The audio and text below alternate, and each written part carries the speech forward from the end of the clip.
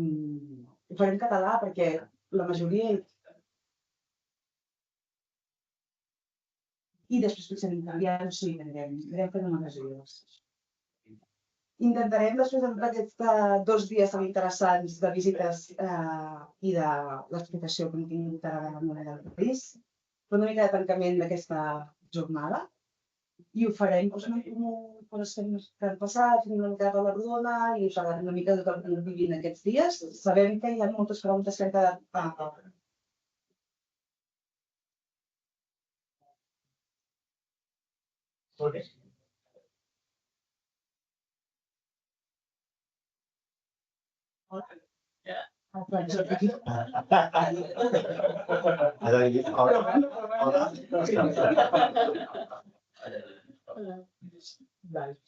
sabem que hi ha hagut moltes preguntes que han quedat en el tinter, llavors ara serà el moment d'anar-les traient, anar-les comentant tranquil·lament, poder fer una mica de debat. La idea és fer una primera hora una mica menys de conversa entre nosaltres, anar fent algunes preguntes que tenim preparades i després ho podem anar a la resta perquè podeu fer les preguntes que considereu durant els 45 minuts restants. Si hi ha alguna cosa molt clau que jo que estem comentant però que és interessant per una petita votació o hi ha alguna cosa que no enteneu, sense cap problema us podeu tallar i podeu intervenir amb el que vulgueu i seguim després amb la conversa, que tampoc no és una cosa tan fraccionada com això. En primer lloc, m'agradaria agrair molt, especialment al Rhys i a l'Àlex que estan aquí amb nosaltres. En aquesta taula tenim a l'Anna Puig, que és la directora de la Federació de Cooperatives de Consumidores i Usuàries de Catalunya. Tenim a l'Àlex Bird, Researcher in Cooperativism in the CoopCat UK. Also, Rhys Evans, Member of Relations Officer in CoopCat UK. Hi. Thank you for being here. I el Jordi Manresa, que és el director general de la cooperativa INCOP i també membre de la Federació de Cooperatives de Treballadores de Catalunya. Socialcop. Socialcop. I de Socialcop, perdoneu, de les cooperatives d'atenció a les persones i d'iniciativa social. Dit això, aquesta taula la dividirem en 3 blocs. En el primer bloc ens agradaria parlar del model cooperatiu, seguint una mica la conversa que hem tingut, les 2 exposicions que hem tingut ara a la memòria del Rhys, com està la situació a Catalunya, com està la situació aquí i quines confluències tenim, quines diferències tenim i quins punts farem en comú i quins no. Després de la relació amb la societat i la política, del cooperativisme amb la societat i del cooperativisme amb la política, i per últim m'agradaria recordar una mica les visites d'ahir per parlar de sectors d'innovació, especialitzant-nos, posant el focus especialment en energia, tecnologies, en iniciativa social i amb els temes que hem estat treballant aquests 2 dies.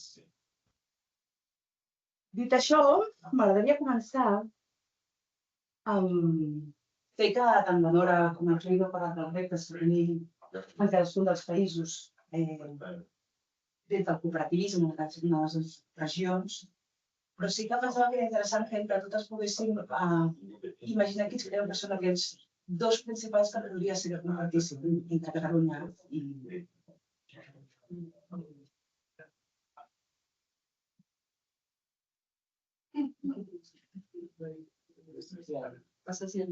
A qualsevol? Algú? Vale, jo també parlaré català. Jo faig una prèvia, vale? No sé com això s'ha de fer ben bé, però jo abans de vindre aquí pensava que em trobaria un cooperativisme anglès, perquè és la cuna del cooperativisme, molt relat a la societat.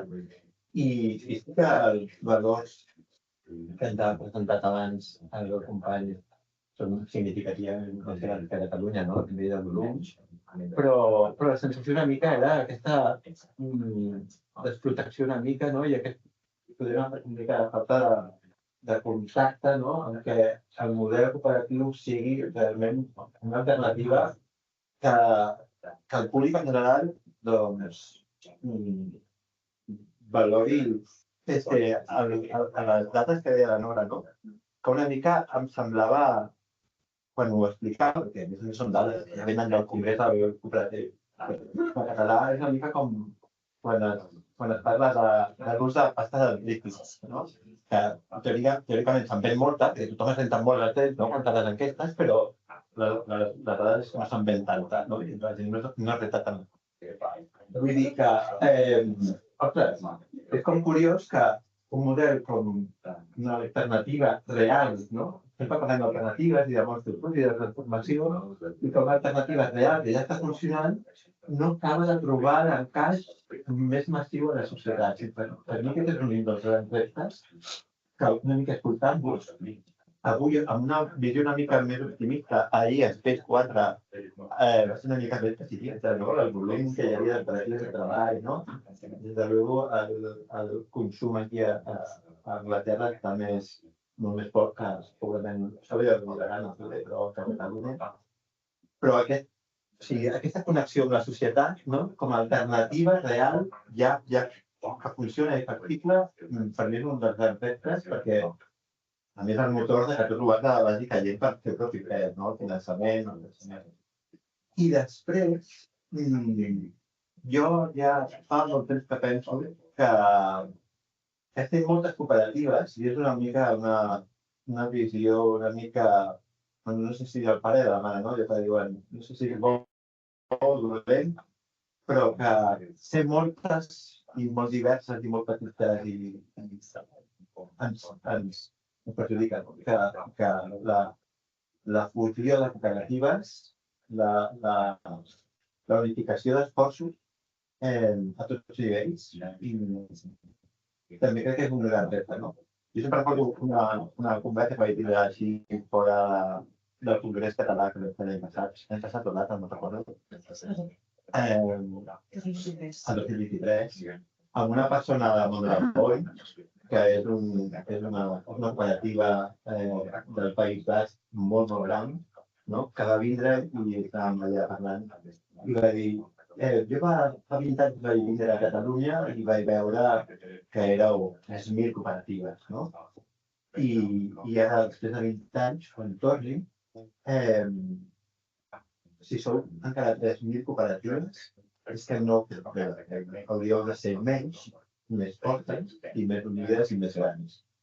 I això sempre dic, està bé perquè té molt sentit a nivell de pensament, de l'escala, la fraternitat, les sinergies, la cooperació. Jo associo el COP, per exemple, un tema del COP és promoure amb les cooperatives i també el CoopCat la intercooperació, no? Per activitats sinergies, però aquesta mena de camí igual també es pot perdre una mica la connexió amb les persones, no? És a dir, ser-nos tan grans que al final acabem allunyant-nos de les realitats i de les persones, que en el fons és el motor. Per tant, aquests dos serien dos reptes que podem compartir. Yeah, I think that's an interesting point. I mean, I guess from a UK perspective, I guess I'd say that there's sort of two words that springs to mind around sort of recognition. Recognition and understanding. Because like you sort of alluded to, it's a bit of a tale of two halves here. You have some very, very big co-ops, but they're quite specific in what they do. You also have some plastic, very small co-ops, really deeply rooted in society, in communities, and the engagement in that sense. So, and then in the communities, it's more, I think, I'd say more of an issue of recognition of where that could take them and the value for them and how that could be scaled up, to more than just community ownership and basically community regeneration, for example, or energy or things like that. Whereas for very large co-ops like the retail societies that are consumer cooperatives, I think it's more of an issue of understanding. In that people see them as another supermarket or what have you, and they really understand the gravity of what that means. So in that sense, I think in that case it's more of an issue of understanding rather than recognition of the power of that. And it's a great point, and I think you are right, and that's something that we can be really pleased about, is that there is a really good cohesion between those retail societies and they work together really well, and it's similar out of necessity, because they feel like they're really on their own, and why to sort of I think they feel a lot stronger together, and they form a really important part of our membership at Cooperatives UK. And like we have areas for retail, and they all work together really well, and they all share resources, and they all buy wholesale from the same society together, and lots of things like that, which I think is really, you know, useful and important thing to have. And yeah, I guess maybe that's something that works well in the UK. And the South says maybe that's not quite the same in Australia, but you know, you guys have a lot of different co-ops that we struggle in that sort of middle ground there. Struggle with like work cooperatives and things that are rooted in the community, but actually on that scale, which is something that's certainly lacking here, I think, in a lot of sectors. There's something to add, Alex? Yes, a couple of things I think are the big challenges. Number one, I would say is beware of government support, because governments don't always understand how to support you and what to do. You mentioned before about credit unions. I mean, the proportion of people in Ireland who are members of a credit union.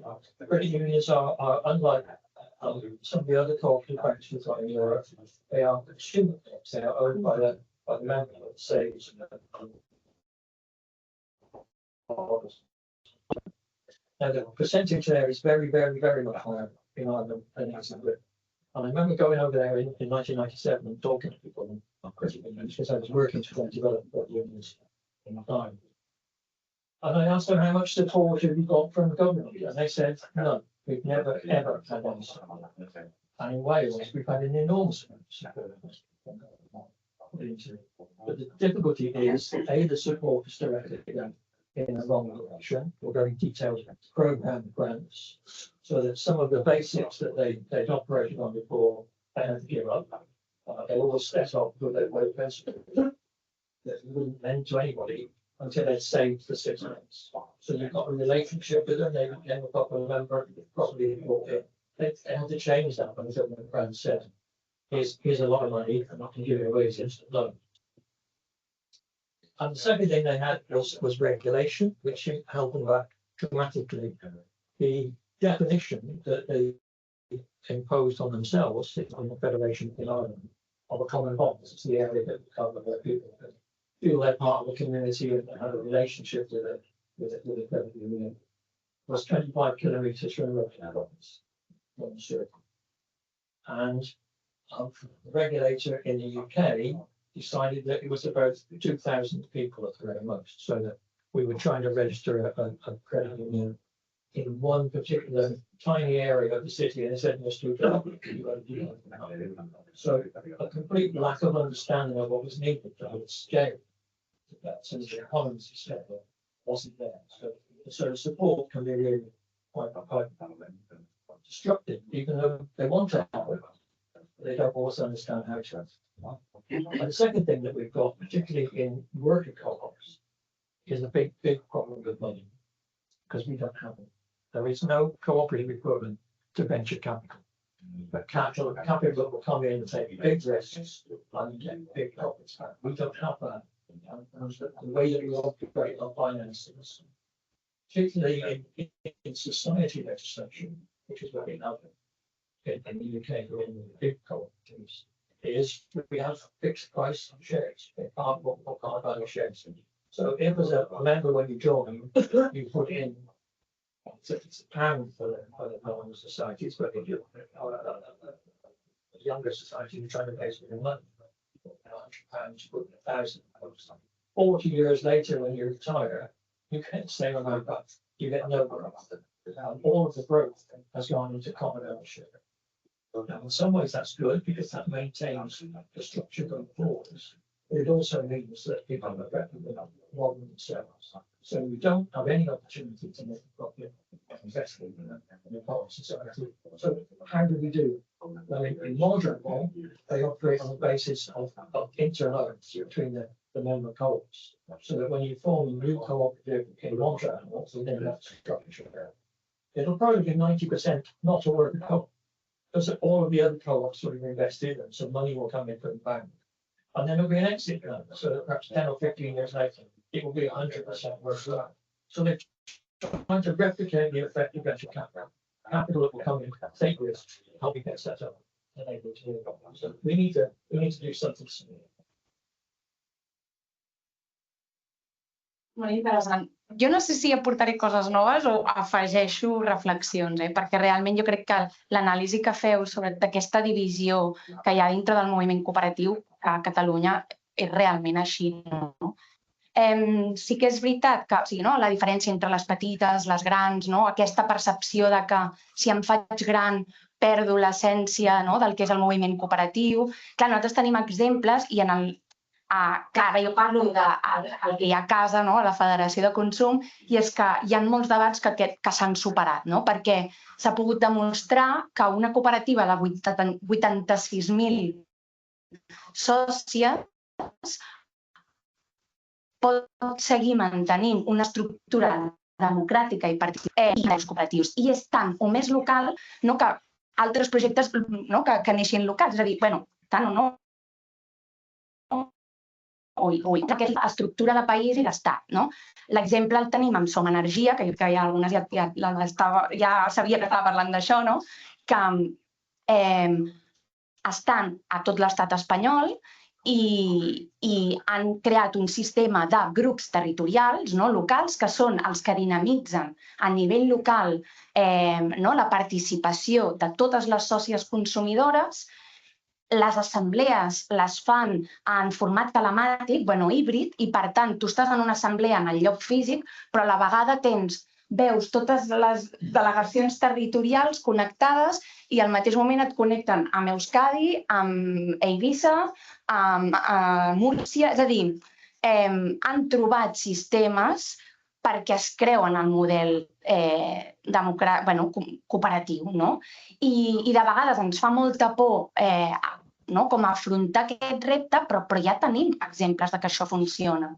I jo crec que el que hem de fer és escoltar-nos més i replicar aquestes bones pràctiques. Jo crec que l'enemic, entre cometes, el tenim fora. I aleshores nosaltres hem d'aconseguir ser un paraigües. És evident que hi ha molt diverses i que si anem a lo micro hi ha coses en les que potser no ens posem d'acord, però és que amb el moment en el que estem i amb aquestes crisis que ens travessen, o és que fem això, o és que, clar, si mirem el que aporta i el que suposa l'altra economia, és que se'ns mengen. I aleshores el que hem de fer és ser forts, és a dir, poder dir som una alternativa real a tot aquest model.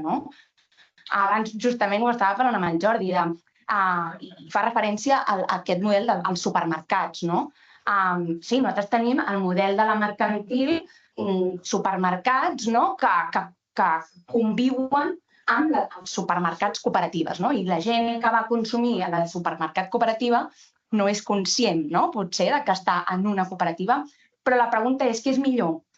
Anar a la mercantil i anar a un supermercat normal, gran, que sabem que té uns valors diferenciats, o el de la cooperativa? Que sí, que sabem que probablement hi ha coses que encara està lluny d'una cooperativa local, però què és millor? O sigui, a on volem consumir? I sí que són, o sigui, aquest supermercat cooperatiu, gran cooperativa de consumidors, són una alternativa a moltes coses i aposten per un model cooperatiu. I en moltes coses són molt millors que l'empresa convencional. Llavors, a vegades som tan extremadament crítics que ens perdem en això. I jo crec que hem de dir, clar, que això, vull dir que és fora on ens hem de fixar i llavors creure'ns que som una alternativa, I perquè és que si no, ens fem petites i no... Llavors era aquest apunt. I sí, jo crec que ja està. La intercooperació, al final, allò... Vull dir, crec que al final va del mateix, És a dir, ser valentes, intercooperar per generar estructures d'estat que ens permetin dir, doncs sí, som l'alternativa, i anar a interlocutar amb el govern i amb l'administració per dir, mireu, és que nosaltres som això, i fem això. Un dels reptes que tenim nosaltres també, crec, més enllà del finançament, és capil·laritzar-nos amb tota l'administració pública. És a dir, qualsevol departament ens conegui, més enllà del nostre departament, que és el de la forma jurídica, no? És a dir, d'anar a interpel·lar ensenyament, anar a interpel·lar cultura, anar a interpel·lar habitatge, tots els àmbits, perquè al final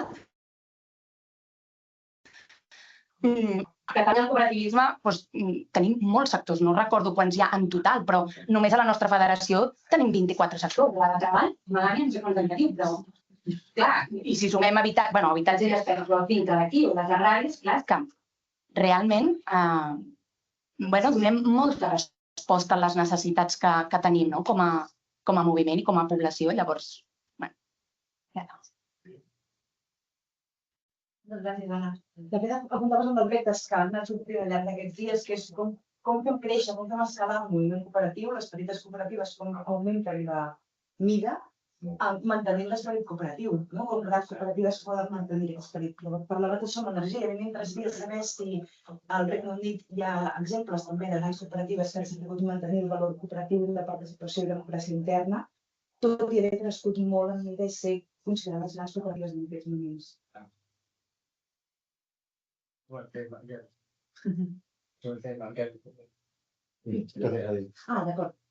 La pregunta era si hi ha exemples de cooperatives que han posat de petites a grans cooperatives i han sabut mantenir l'esperit cooperatiu de democràcia interna.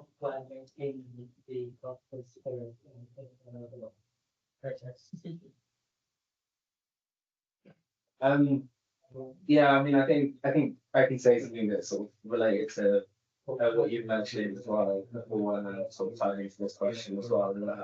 And things like consumer cooperatives, and especially in the UK, given that they're the largest, they're actually one of the most straightforward solutions to getting the cooperative idea in someone's face right in front of them.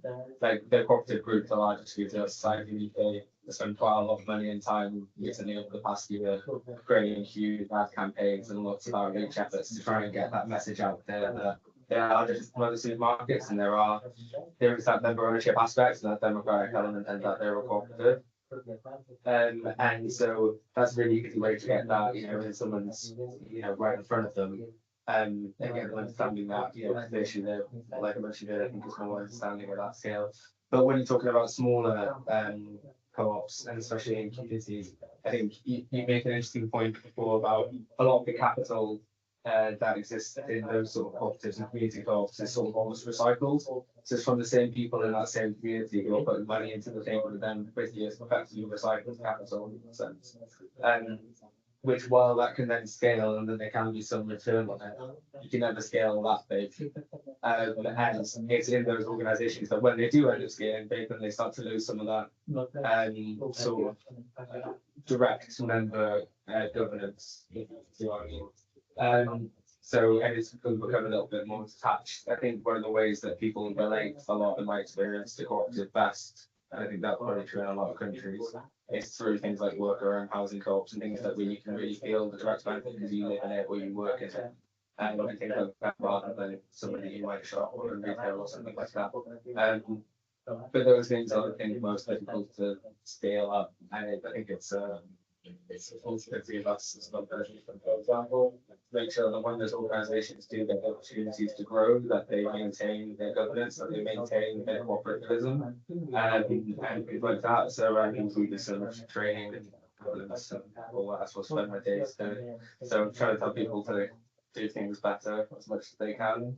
And yeah, I just think when we're talking about this is a roundabout way of getting to the point, but when you're talking about scaling up, I think the most important element, because it's one of the most primary aspects to what we do as cooperatives, is making sure that your governance works for the kind of co-op that you are, and making sure that your governance is effective. And that's going to look very different for lots of different kinds of co-ops.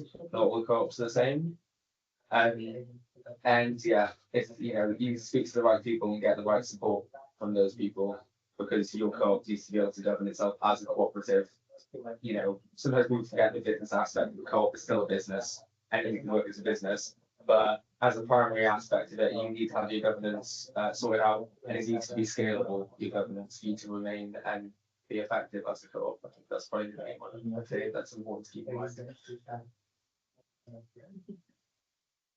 How do you maintain democracy in a large organisation? I mean, Co-op Group started off as about 200 separate individual societies dotted around the UK. Basically, in each town, most of them had just one shop. And over the century, they've come together to form an organisation that now has 6 million members. Now, how on earth do you get democracy with 6 million members? And I think the honest answer is you can't. I mean, they're trying their best, set up a member council. They're trying to maintain what they think is professionalism on the board. So the board is not directly elected by the members. It copies the normal sort of public limited company structure of having a nominations committee, and remunerations committee, so that it controls who it gets on the board. And it's got people on the board who have a really good understanding of retail. But I think personally, very little understanding of cooperation. So they balance that against the members' council of 100 members who are elected directly from membership. Well, I still don't think it works. I think, to be honest, it's impossible. And if you look at Montreal is 80,000 people in a working co-op federation. None of the co-ops are bigger than 1,500 members, and that's pretty big. Pretty hard to maintain democracy. 1,500 members. But they've put them together into a federal structure, so you've got layers of democracy. And now you try and get some more member engagement. Also, of course, as a working co-op, people have to invest in.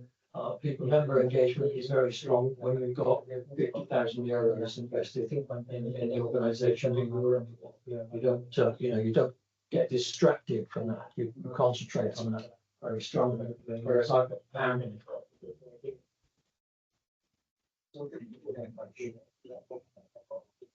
second thing I would say is that it can be done in terms of governance in a relatively small section. The largest working co-op that we have in the UK is Super.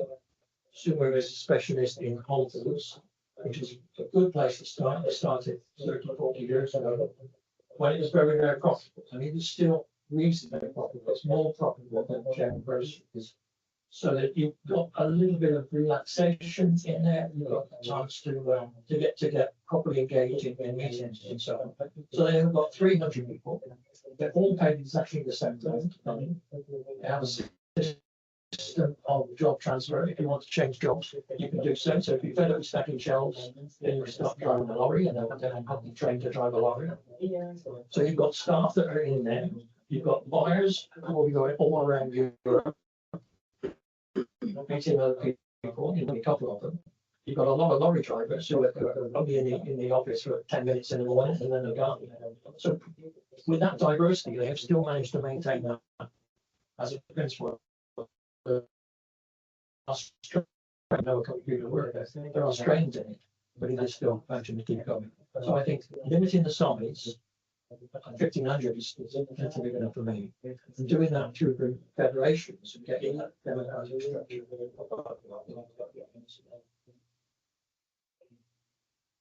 Puc dir una cosa? Perquè m'ha semblat molt interessant, no?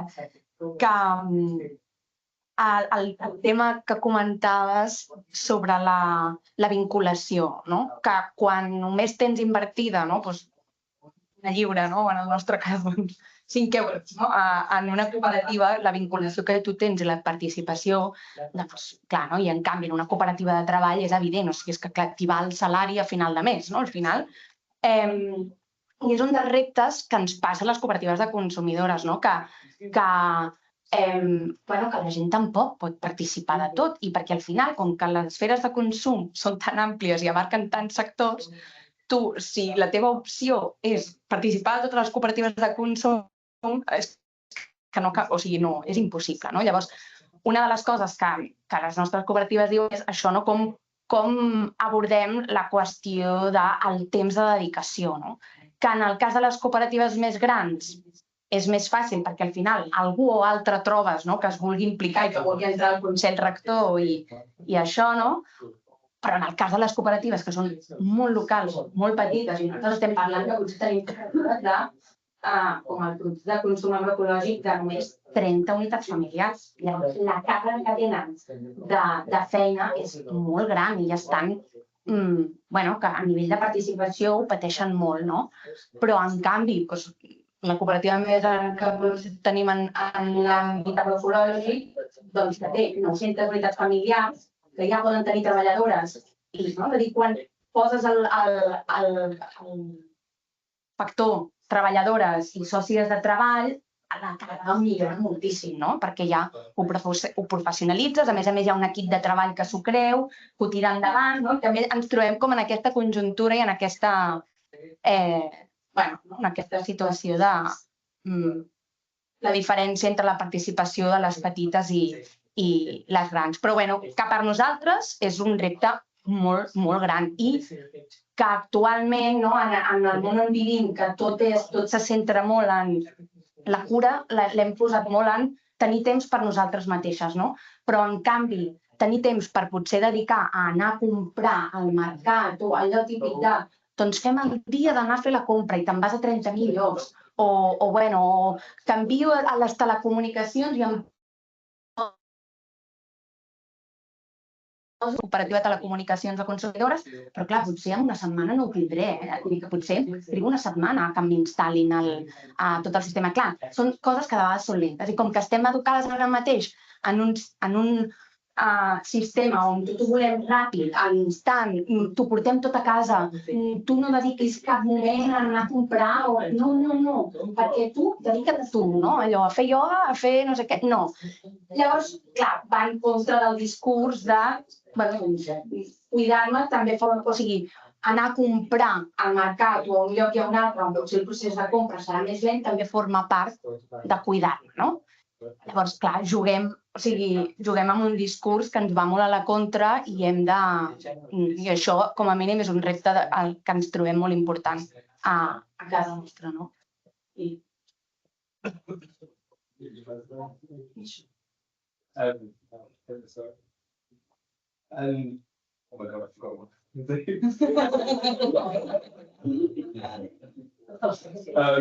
Oh, sorry, Dave, I remember now. Sorry. Yeah, as in, yes. And what I was going to mention was, like I mentioned in one of the things that I think is key to the scaling, in terms of if we put aside for a moment the challenges that brings, I think is what I mentioned a little bit in my presentation about like multi-stakeholder and platform co-ops being a trend in the UK and in other places as well. As mentioned, but I think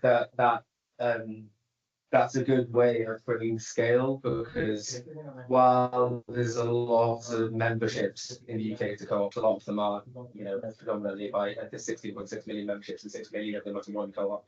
Then there's 10 million there between all else. So we need more memberships of more co-ops and more people given opportunities to get involved in those co-ops. And I think things like that, platform co-ops, where you have a wider membership net. You have users, you have consumers of services, you might have workers as well. And having that multi-stakeholder arrangement, which is something that could definitely grow at scale, and has clearly done so. And there's also a market for it in the sort of councils and things like that, and public service delivery, lots of other aspects besides. But in that opportunity like that, you have more people with more opportunities to put in capital or time or whatever, and you have more people being served, and you're growing a wider membership base of people from different aspects. And more of those mean more people are exposed to cooperation and the benefit that it brings to themselves and to others. And so I think that's a really good opportunity for growth of scale in the UK, I'd say.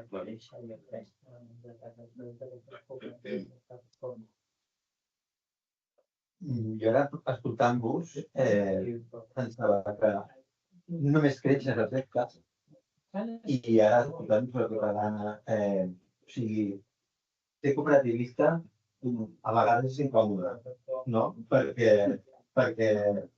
des del punt de vista de negoci, no? Des del punt de vista de la meva experiència personal, com a director d'una cooperativa mitjaneta, o sigui, hi ha punt de partida que juguem amb moltes desavantatges respecte a l'empresa capitalista que té molts camins per escapar-se, no? Jo em dec als meus treballadors, em dec a la meva pròpia missió que són els usuaris, i per tant me'ls escolto i literalment faig una escolta molt sincera i recullo, i per tant em vaig transformant culturalment i em vaig redefinint o repensant, no? La falta de regulació que també la connecta una mica universal, però la falta de regulació que comentàvem abans també, és a dir, aquestes alçades del segle XXI encara ens hem d'anar explicant contínuament al mercat, a l'administració, al banc, les pròpies solucions que tenim entre nosaltres també a vegades, com que també pateixen del mateix mal, doncs no acaben de funcionar, no? Vull dir que sovint a mi ho trobo, no? Quan vaig parlar de finançament, que era el darrer que parlàvem, ostres, quan me'n vaig a les entitats ètiques, mantenen, però m'arriben a uns nivells que ja estàs en una escala que ja no et poden donar el que tu necessites, amb l'agilitat que necessites i absolutament necessites, perquè implica moltes més altres coses. I quan vas al banc tradicional, m'he de tornar a explicar. M'ha enganyat el gestor que portava 2 anys i ara torna a explicar que és una cooperativa. I com posen, no? Per entendre el que necessites. Però, alhora, quan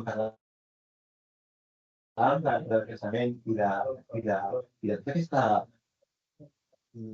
energia gastada en tot aquest moviment, això, en el fons, és una palanca de creixement, perquè ens permet existir, i abans ho deia molt bé, les cooperatives, això també passa a Catalunya. O sigui, tenim una esperança de vida més alta que una empresa normal, no?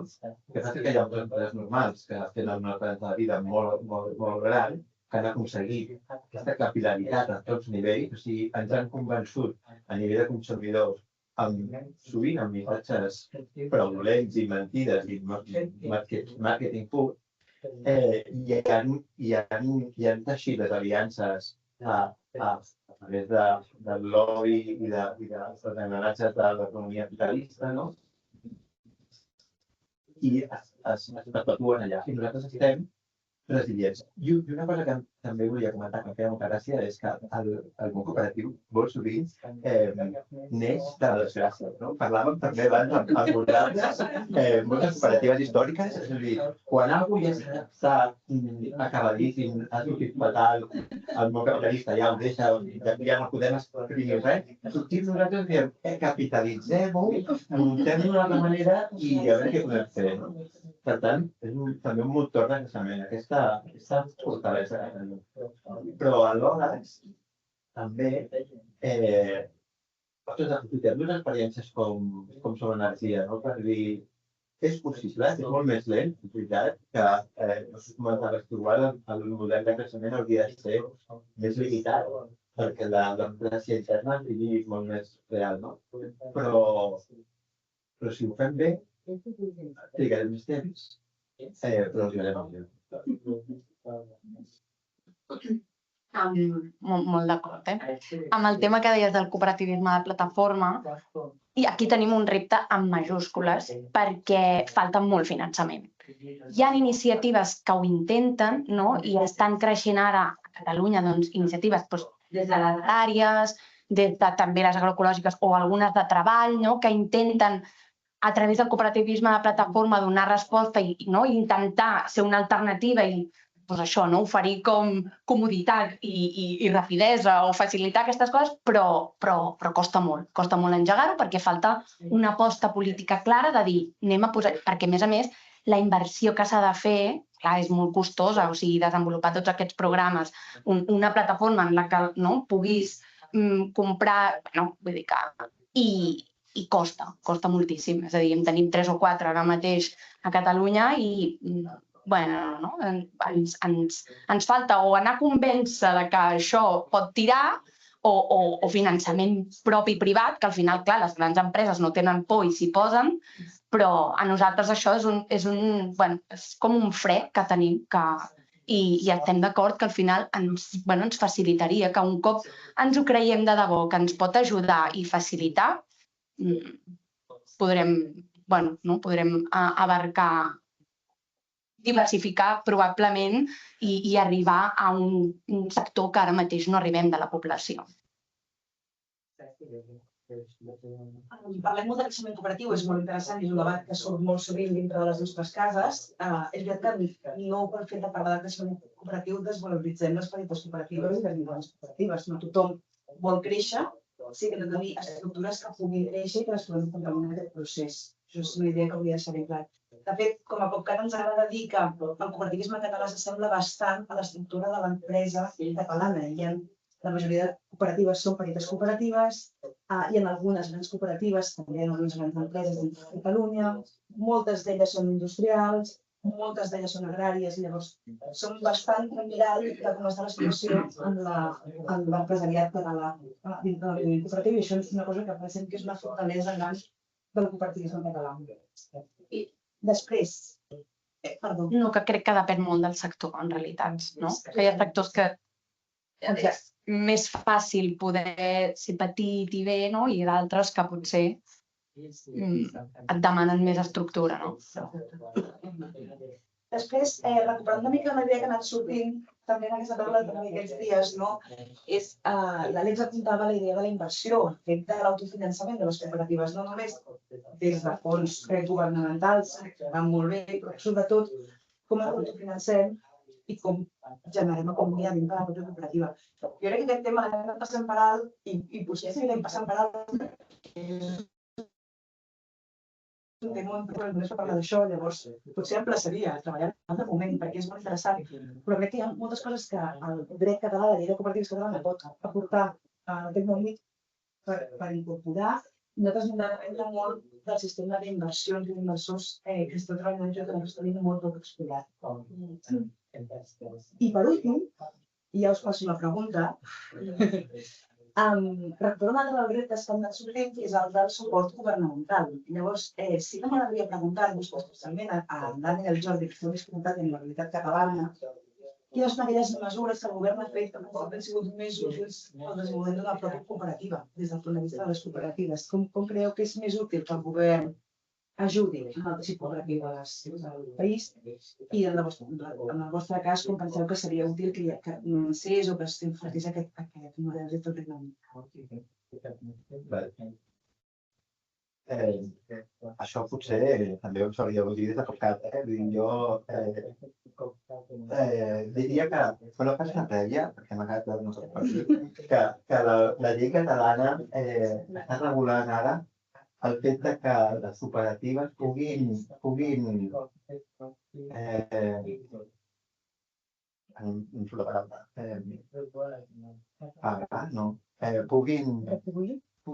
retribuir el capital social que els socis han entrat, perquè com a mínim, després de 25 anys, com deies, quan et jubilis no tinguis 10 euros, sinó que tinguis 6 euros perquè has aconseguit mantenir el poder adquisitiu d'aquell euro de fa 25 anys. Com a mínim, una miqueta més. Mesures, per mi n'hi ha una ara, bastant innovadores, de fa 2 anys, que ens està ajudant molt a les cooperatives de treball, que és el fet que et permeten capitalitzar la CUP i diguéssim, demanar un pagament únic de tot la CUP que té acumulat un treballador que no és soci de la cooperativa i sense estar a tu poder fer i fer també com a soci de la cooperativa. Això és una injecció per a les cooperatives molt grans de diners, perquè parlant que qui més qui menys pot acumular de 15 a 30.000 euros de capitalització de CUP i, per tant, és una injecció al capital social que et permet l'equity, que et permet enfortir-te financerament i, per tant, anar a parlar amb els bancs i amb les cooperatives de crèdit o que sigui des d'una altra posició. Després, tota la bateria de subvencions i suport que estan fent els darrers anys, sobretot, jo diria que 10 anys o 15 anys que els partits del govern a Catalunya i també ara últimament a l'estat espanyol són proclius, estan molt més sensibilitzats amb el cooperativisme, malgrat que els valors, si anéssim estudiat tot el suport que donen altres tipus de formes jurídiques i iniciatives, som el germà petit segur però sí que hi ha experiències importants com el bloc 4, que és com el catalans, hi ha una línia de projecte que es diu singular, que és específicament de cooperatives, i després, a través del finançament de CoopCat i de les relacions, permeten fer línies com l'empenta de la Federació d'Empreses de Treball, que estan molt connectades amb el que som i amb el que necessitem com a cooperatives. El que jo aquí veig com un punt negatiu és que molt sovint, jo quan he anat interlocutant amb l'administració per parlar d'aquestes coses, els preàmbuls de les lleis i de les propostes sempre són molt positius i molt a favor, i després quan et trobes amb el redactat de les subvencions i les sublínies, és quan ja et costa encaixar-te, o quan hi ha moltes línies que s'obren amb l'excusa de la concurrència pública de les coses i ho obren a ventall perquè tothom s'hi pugui sumar, o molta gent s'hi pugui sumar. Llavors aquí és quan, segurament el nostre cooperatiu també té coses no tan boniques, però s'hi sumen, en el cas nostre, per exemple, de l'associació del COP, moltes entitats del tercer sector que són molt de dubtosa reputació i de dubtosa manera de treballar. Fundacions, empreses, sedes, que amb l'excusa de treballar pel tercer sector competim tots pel mateix finançament des de posicions molt desiguals i molt desfavorables. Un coneix el que deia abans, el cooperativisme és molt complicat. No pensem amb la transferència, amb els valors. Fer les coses molt bé, molt com el que tenim, a vegades ens passa aquestes coses, que altres que salten la llei o que trepitgen línies massa grises, però es passa vegades. I perseguint la línia del que dius, realment intento aportar i no dir el que ja has dit, però s'ha fet molta feina des de la CoopCat els últims anys, és a dir, hi ha hagut un govern que s'ho ha cregut molt els 10 últims anys, però s'ha fet feina també des de la CoopCat, és a dir, s'ha intentat anar a convèncer a tots els partits polítics que el cooperativisme és un agent més enllà de qui hi hagi en el govern i s'ha intentat fer política pública més enllà d'això, de l'estructura electoral, és a dir, de 4 anys. I això es nota, vull dir que ara estem recollint una mica els fruits d'aquesta feina que s'ha anat fent. Sí que és veritat que hi ha matisos i que potser depèn d'un any o un altre, donen més o menys diners, però sí que hi ha una estructura bastant sòlida, és a dir, ja hi ha un finançament base amb el que podem comptar, és a dir, les federacions i la confederació rebem un finançament que ja s'ha com quedat anualment, i això ens permet poder fer tota aquesta política de poder acompanyar a les cooperatives i impulsar-les, etcètera. Fa 10 anys o 15 de l'estructura dels ateneus cooperatius, és a dir, es va apostar per generar tota una estructura d'ateneus que estaven repartits a tot el territori de Catalunya, que el que feien era política pública, és a dir, havien de complir amb uns indicadors i aquests indicadors estaven relacionats, ja estan, parlo en passat però és present, estan relacionats amb crear cooperatives o acompanyar-les o impulsar-les, és a dir, projectes d'incubació, d'assessorament jurídic, etcètera, d'explicar el model cooperatiu a la població, i tot això és un programa que se segueix fent, que la Direcció General aposta per això, i bé que al final també estem recollint els fruits d'això, és a dir, al final està aportant coses molt positives. També ens han finançat, no? Abans la Nora ens ensenyava la campanya del 125è, doncs l'any passat vam poder fer una campanya comunicativa en majúscules per poder explicar el moviment cooperatiu a la població i és on vam poder fer aquest anàlisi també de quina percepció tenia la població catalana sobre el moviment, no? I això també ens ha donat elements per dir a on hem d'anar ara, no? A atacar o què és el que hem de fer. Vull dir, això són també coses molt rellevants. I també tenim aquest finançament que apuntava el Jordi, també, a part de finançament així amb cooperatives en general, també de vegades ens ha ajudat a apuntar molt concretament a diferents sectors que ara mateix potser necessiten més finançament, com l'habitatge cooperatiu o també a les comunitats energètiques, no? Que ens han permès fer línies específiques de finançament per poder aportar i invertir perquè necessiten molta inversió aquests projectes per començar. I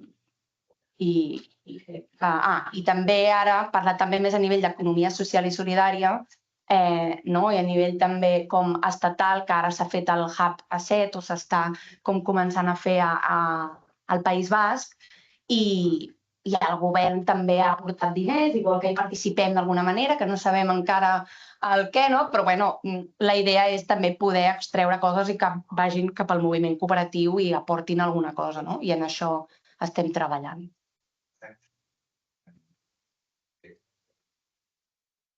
Really inspiring to hear those things, especially about like this quite, small amount of time it's taken to have such growth in Catalonia. It's pretty amazing. We don't have anything like that for a while. And the initiative you mentioned around unemployment, it's a very interesting idea. When you were saying that, I was trying to think in my head, what conditions would we need in the UK for that to ever happen? And I was thinking, I think a lot would need to change for people, because you need the state support of it, but you also need the public support of it. And the issues around unemployment are sometimes difficult in the UK with differing views from the public and the state, so you have that contend from the get-go. I can see that that's a form of self-help, of, you have been given capital because of your situation, but you have the opportunity to use that to help yourself. In the UK, occasionally, there's such a focus on, when you're not talking about corporate business and things like that, you're talking about charities and you're talking about people being given things, which obviously is a place one that's really important, but there's so many charities and there's so many private business and publicly traded companies. There's so little mutuals and cooperatives in comparison, not necessarily in turnover or anything like that, but in the amount of and the breadth of them.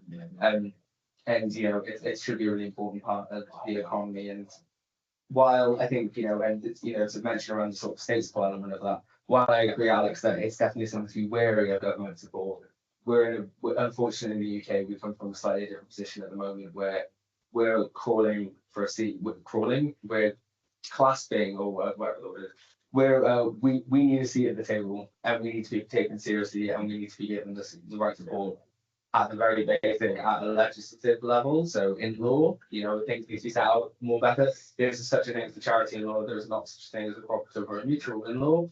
I think anything from down to that level to legislation being able to provide society with the ability to grow or to actually act in the same way that other kinds of legal forms have the ability to do, but also specific programs from government and general support, and and whether that's funds or grants or support from specific departments of government, at that level. And as I mentioned a little bit, I feel like we might have a window at the moment. The political landscape in the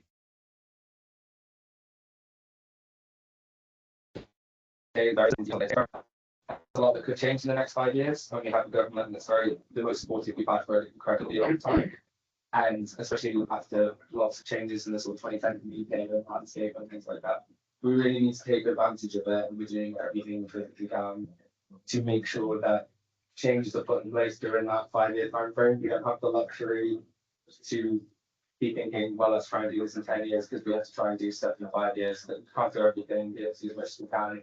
And there's an element of, we can't necessarily be super picky, because we need to get what we can now and take the opportunity. And there's lots of things that are very good in that time. And there's already been things that I've seen in the very brief time that this government's been in charge, the things that began in the last government that have come through now. She mentioned about credit unions earlier. That's an interesting one to circle back to things like finance. Things like building societies and mutuals and mutual insurers and credit unions should be a good option for co-ops to finance themselves. Obviously finance to grow and things like that, but credit unions, for example, in the UK, it's quite a growing sector and it's a very interesting one.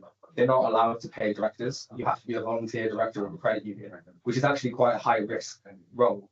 And that's part of the legislation. And we don't understand why you shouldn't be able to pay trained or capable directors with legal duties and responsibilities that a building society or a bank of other sort pays their directors a lot. I don't think anyone's suggesting that we should pay credit union directors as much as Barclays' directors get paid, but they have the same responsibilities in law, and credit unions have the same regulation in a lot of aspects than a lot bigger banks. Why? It's not fair, and it's not the same. So conditions like that, those are things that are quite easily changeable in the grand scheme of things. And if the credit unions can grow, which is democratic and affordable finance, everything like that, whether that's for people as individuals or organizations, and something like that would make a big difference and their ability to grow, and that can be done in quite a short time frame. So just to surmise, I think we need to take advantage of the situation that we have now. But hearing these things from what we have, especially that stat about what was it 7.4 out of 10 or was it 74? That's amazing. I can't even imagine what the figure is in the UK. It's certainly not that, and we need that. Because then something like you mentioned, an initiative like that, at state level, they go, okay, well, that's a good idea. And actually, this might save us money in the long term and it's better for citizenship, all the other reasons, endless reasons. Well, and then at the public level, you go, well, actually, we think co-ops are a good idea and we have a greater understanding on a wider level of them. If both of those things are true, you're much more likely to get to initiatives like that, specific pieces of legislation, pure public, and it's backing for them. Yes, it's a big issue. The non-core law in Italy, which is essentially the same thing as what you've just described in terms of the capital, has been very successful and very well. Its European legislation has changed it slightly, and they've had to cut back the amount of capital that they can give, but it is still very, very useful because it comes as capital. We did have something very, very similar, but it was a revenue scheme and not a capital scheme in the UK, and it didn't apply just to co-ops, but the co-ops are able to see. I have to hold my hand up and say, yes, I have access to it. And that was what we call the enterprise allowance scheme, which meant you could sign off unemployment benefit and get exactly the same amount of money without having to pretend that you're looking for a job, without having to go down once a week to the office and sign. They just paid you the money. So 6 months of a steady, regular income. It wasn't a very good income, just enough to cover your bills. It was really quite a good start for setting up a small worker co-op. And money is really important too. And one of the difficulties we have always, and I have to say, I'm not suggesting anyone should not take government support. When I say beware government support, let's look at it very carefully. Be very, very clear, and also try and understand the power balance, because the politicians and the civil servants really want to do something, and they're giving them money. They really want it to work, even though they haven't got a clue how to make it work. So understand the power balance and make sure you tell them how it's going to be. You don't ask them what's available. You tell them what you want, which is what the private sector always does. It wants to set up a business and it wants grants. It doesn't go looking for all grant schemes available. They go straight to the senior politicians and say, this is what we're going to do, and this is what we want from them. And then they will go in. Because so often they do not understand that. One of the projects that I'm involved in at the minute is trying to set up a cooperative Bank for Wales. And we got to the stage of it's helpful that I've known him for a very, very long time. I printed when I was in prison. I printed his first election address. So I know the guy who was the first minister at the time very well. And got up to the handshake stage of an investment of £20 million. And we really, really need in a bank an investment. We're not looking for a grant. We're looking for an investment, because banking regulations stipulate how much capital you have. And an investment on the shareholder is capital. A grant is not, because a grant technically could be called back. So a grant is always at risk, whereas a share investment is solid. And eventually they talked us down, civil servants, this was not the First Minister, talked us down and down in amounts. And eventually we got down to 2 million, which is all they considered putting in, but they would only put it in as a grant. And when they finally got to review us totally, we fixed the meeting with the senior civil servants and said, why won't you give us an investment? Why will you only give us a grant? And they said, well, we've tried investment before, and it didn't work, and the firm went bust, and we lost the money. So their logic is, it's better to give the money away where you lose it totally, rather than invest it in a way that you might get it back. So you're up against these very strange mindset, which you have to try and overcome. And there are so many examples of this strange mindset. But the last one I'll give you is the regulation of consumer societies. And for about the first 10 years of my life, my parents didn't have a bank account. People were paid in cash. The only savings account they had was in the co-op. And in those days, in the co-op, you got a dividend, a percentage of what you spent. And you could take it as cash. Or you could just leave it in your share account. So you had to put a pound in the beginning. You could put your dividends on the top. And there was an office in the larger shops where you could go and actually deposit more cash. So my mother got the stage, she had about £300, which was a lot of money in those days, invested in the co-op. And it paid a decent rate of return, but that was less than they would have had to spend to borrow. And then government regulation came along, what is now the Financial Conduct Authority, which is the Bank of England at the time. Regulations came along, and the civil servants looked at it and said, no, you can't just take money off the public. If you do that, you've got to be regulated and managed like a bank, which means you have to have spare cash, pay them back in case they wanted their money back. So all of them.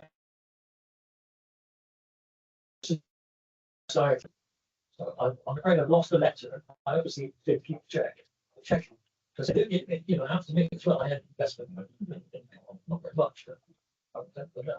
So I got checked that and a letter explaining why they're still doing like that. So now our retail societies have very, very little money in from their members.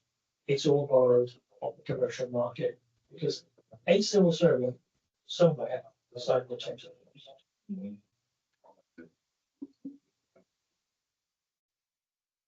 Moltes gràcies. Està sent molt interessant. Ens queden en principi 4 minuts per aquesta primera part. Hem descartat preguntes pel camí, però la veritat que moltes d'elles van sortint. El Rhys ho apuntava, però la següent pregunta que us vull llançar és com afectarà l'augment de l'extrema dreta que està havent a nivell estatal i a nivell europeu en el cooperativisme. Jo puc parlar una mica d'abans? No, perquè lligant una mica amb el que deia Àlex, d'aquest suport, no? I que estàvem parlant una mica d'aquest suport governamental, només en termes econòmics, tot és economia i tot és política i tot és, no? Però jo m'he connectat amb una cosa que és la següent, no? Deia, ojo, a agafar diners de l'Estat perquè demanaran alguna cosa a canvi després, no? I jo em plantejo que hauria de ser, o sembla, a Catalunya com a mínim, que és una mica a l'inversa. És a dir, l'Estat posa diners perquè el que vol és assegurar-se una determinada qualitat. Això ens connecta molt a les empreses cooperatives de la meva sectorial, de social coop, no? Aquestes empreses del tercer sector, on cada vegada hi ha més veus i més elements i més legislació i més propostes que van encaminades en treure de la lògica mercantil serveis que l'Estat proporciona a les persones de cures, bàsicament, no? Cures, educació, sanitat. I això ho fan i ho fem per una qüestió del model de país, del model de política de país, política pública, no? I això ho fem també perquè les societats avançades impulsen els governants a fer això possible, no? Llavors, aquestes societats són més exigents. I el que s'està fent a nivell de Catalunya és intentar treure de la lògica de la licitació pública uns serveis d'externalització pública, la licitació pública és la contractació pública, amb una lògica de concurrència pública, tothom està igual, mercantils, CCAs, fundacions, cooperatives, a un model més concertat, no? On tu t'has de presentar l'administració com a proveïdor de serveis, que et coneguin en profunditat i sortir també de la lògica de l'oferta i dels concursos públics, no? I les rebaixes contínues. No sé si a Reptes tenim aquest model, que també, d'autocanibalització nostra, de cada vegada per el mateix servei o més, o millor, per menys diners, no? I sortir d'aquesta lògica. I això també és una forma de donar suport al que estem fent. I llavors, anant a l'extrema dreta, que deies, que comenci algú altre, jo.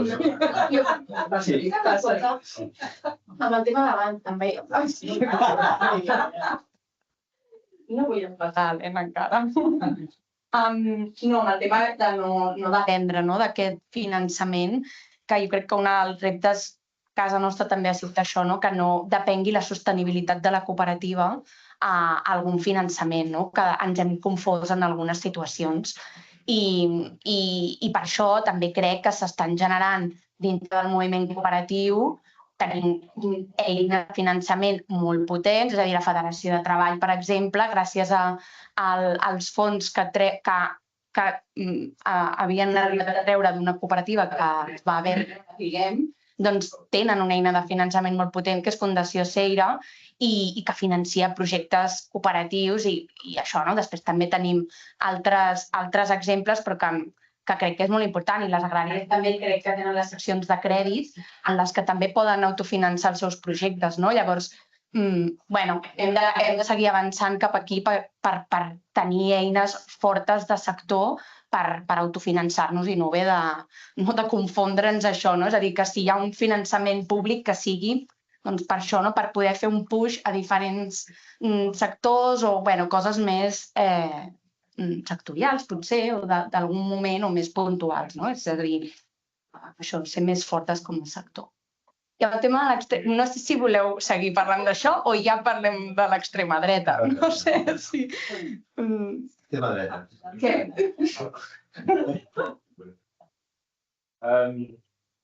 Yeah, I mean, it's not necessarily a new thing in the UK. It kind of goes in cycles sometimes. It's not a very good point for the cycle we're at the minute, I'd say. Anyway. Yeah, I mean, I think, I'll talk about cooperatives UK. I think that's the thing I can say on this really. We're not committed to any political party. We want to remain neutral. Obviously, we're going to have better relations with political parties who are more supportive of what we're trying to do. That's why historically we have a lot better of a relationship with the Labour Party, and especially the Cooperative Party, naturally. The Cooperative Party was actually a part of Cooperatives UK until 2005, when it split off. So naturally, we're going to have better relations with those groups, and we're going to have more opportunities when those groups are in power.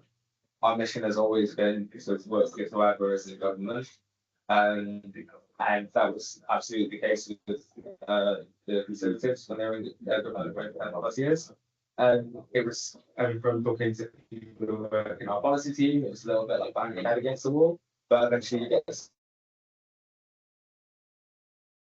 some things that came out of it. And continuously, like I mentioned before, it's just getting it out there and having the data to be able to, whatever the government is, even if this one's easier than the next one, you have to be able to go to any government on an equal footing and say, you need to support this, or you need to do this, or this legislation needs to change, or you need to be aware of this, or anything like that. I've actually heard some, what I thought was a little bit funny, actually, stories from people recently at an event we had, talking about reform UK councillors in their area, who are actually massive co-op nerds, which wouldn't necessarily be expected. So I struggle with the idea of property values in the case of being obviously a UK councillor. I don't necessarily think those are conducive values to have at the same time, necessarily, but that's my personal opinion. I think from our perspective, we have to be prepared for every government, every party. We did that before the election. Before the election, it was our co-ops in your manifesto. If they're not, then they should be.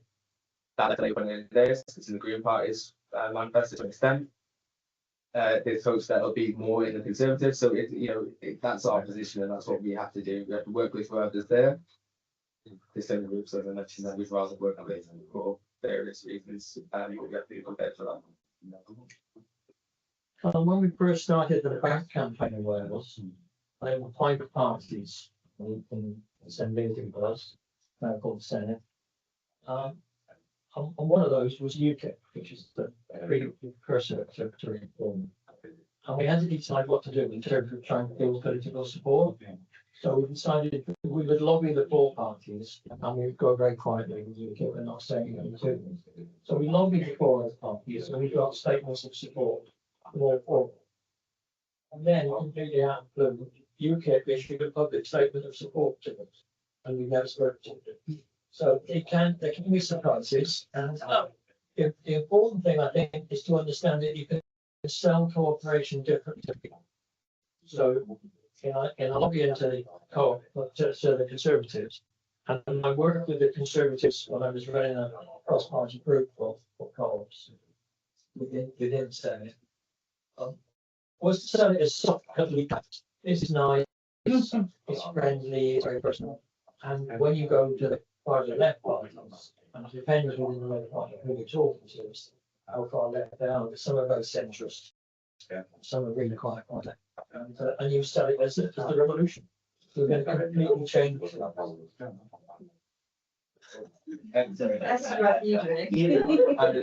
on top of that as well, if you think about co-ops in the US, there's a lot of Republicans love co-ops in the US, especially things like cooperative housing. They think of cooperative housing very differently to you do. I can't say necessarily for Catalonia, but in the UK, while there are some big housing co-ops, there's also lots of very, ideological housing co-ops, and a lot of ties to worker co-ops in that sense. In the US, when you're talking about a building and you're going co-op, you're talking about quite a capitalist response to that as a cooperative and for mutual benefit, but mutual benefit of people who already have quite a lot of money and have capital, other access to capital in that sense. So I think maybe for the Conservatives, sometimes it's an angle of, well, that's what they feel about cooperation over there, and there are massive cooperatives and mutuals. They've got a huge part of the insurance and financial market in the US, and I think it'd be difficult for someone like a Conservative to argue that doesn't make any sense. Is anyone familiar with the TV show Frasier? American show about a psychologist? Yeah. Well, he lives in the co-op.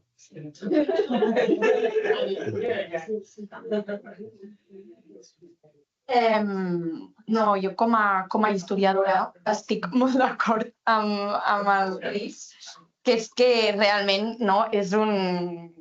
que és que al final hi ha moments que puja l'extrema dreta, pel context, en els moments de crisi, moments que baixa, I estic molt d'acord que és una cosa una mica inevitable, que ens hi estem trobant i que haurem d'explorar, haurem de ser molt imaginatius i haurem d'ajuntar moltes forces. Llavors, ens obligarà a posicionar-nos perquè, clar, actualment ens passa que nosaltres no hi tenim relació. És com amb l'únic color polític amb el que no interlocutem i a qui no li anem a vendre el cooperativisme, perquè es va vendre com l'opció de dir que no negociarem amb ells, Però, clar, si va augmentant, doncs potser ens obligarà a seure'ns i dir, ostres, què hem de fer? Perquè, clar, si ens va traient quota de poder al Parlament o on sigui, ostres, ens posaran en una situació de, que aleshores veig dues coses, i per un costat és una por i per l'altre és l'esperança.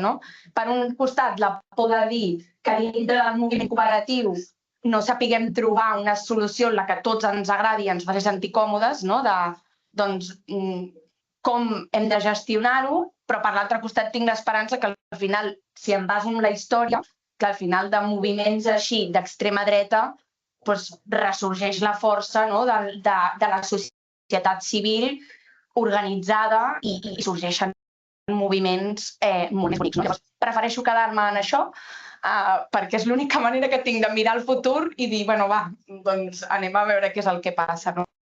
Però crec que el moviment cooperatiu sabrà sobreposar-se a això i marcar conjuntament amb la societat, vull dir, organitzada, vull dir... Una mica lligant amb el que havia dit en algun moment de les intervencions, el moviment cooperatiu s'haurà sobreposat això perquè hem nascut del desastre, com he dit abans, no? Vull dir que sabem l'escoltiu. Però més enllà de pragmàtics o no, un nivell de relació i de política amb una proposat arribada de l'extrema dreta al poder, ja es veurà com arribarà i quan i en quines condicions. Jo parlaré un poc que estava a Suïssa justament amb Seira, amb un congrés de banca ètica, i també es va formular aquesta pregunta, no? L'escenari de l'extrema dreta, com es situarà? I un dels experts va dir molt categòricament en plan, poca cosa canviarà, perquè nosaltres tenim una bossa de població afí, que depèn del cas, del país i de la cultura, del 40%. Aquests mai seran d'extrema dreta. I aquests, que són els teus afins, tu hi estàs impactant a un 5%. Tens tant camí per recórrer encara dintre del teu grup afí que la feina segueix igual, seguir-ho caminant perquè tu has de conquistar aquest 40% afí a tu, que no són els d'extrema dreta, com dic, no sé, algú sabrà quin grup té afí, però vull dir que poca cosa canviarà més enllà que igual ens cau un singular o cau una altra cosa, i per tant aquí ja ressorgirem com el fènix del desastre i ens farà més forts i ens coneixerà més perquè la necessitat farà que estiguem més proactius en allò. Per tant, no ens fa por. I tanco aquí perquè m'encanta acabar amb aquest optimisme aquesta part de la xerrada. I ara, deixant l'espai perquè hi hagi entorn per preguntes, sí que m'agradaria fer un petit joc abans. De cadires. Sara, que farem una cançó. No, sí que m'agradaria que fem una ronda ràpida de preguntes, molt ràpida, en la que respongueu amb una o dues paraules cadascú de vosaltres el que se us acudeixi sobre el que esteu dient.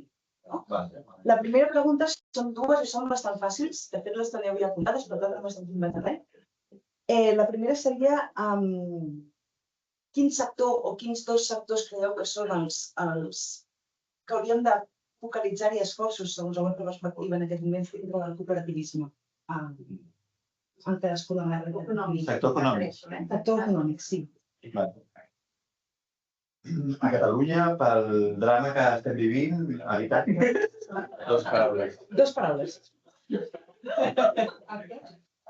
Aquesta és... No, ja no ho dic. Habitatge i... Habitatge i habitatge. I don't know. I don't know if using more than one word. It's just to explain what I mean. But you might talk about economic sector differently. But if I'm just talking about sectors, I'd say that art, music, and culture.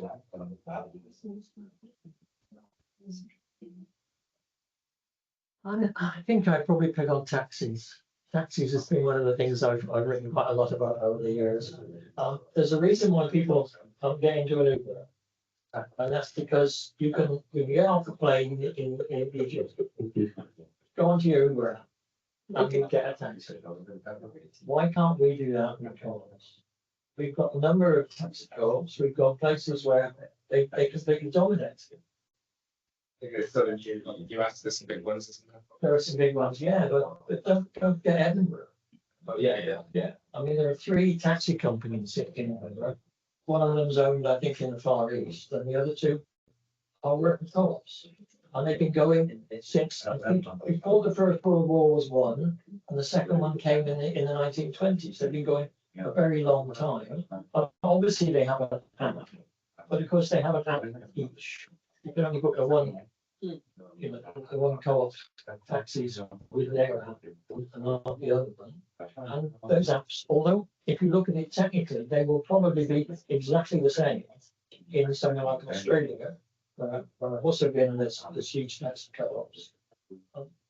They don't actually interact. Why can't we get taxi co-operators to use the same app that automatically will fund you a cooperative taxi wherever you are in the world? This is not rocket science. It's very straightforward. You're a bit of a computer.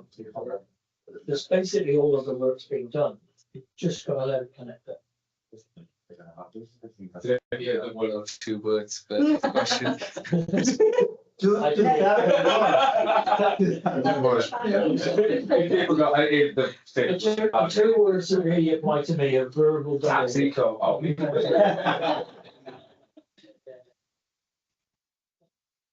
2 words. Sí, bé. Habitatge i model o la part més de... Molt bé, i l'última pregunta, que sí que en comptes de ser dues paraules podrien ser-ne 4.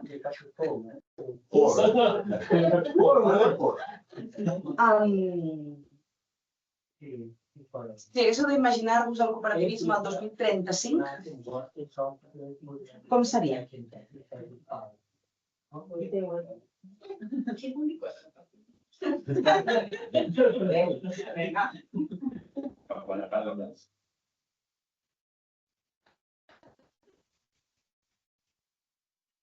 I use 3. In your face. Right here. Everywhere. In your face. Everywhere. There you I'm all working co-ops.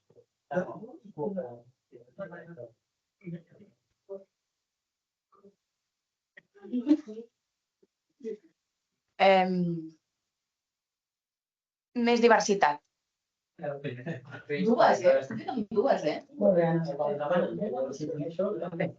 Jo, sens dubte, una cooperativa de taxis aèris.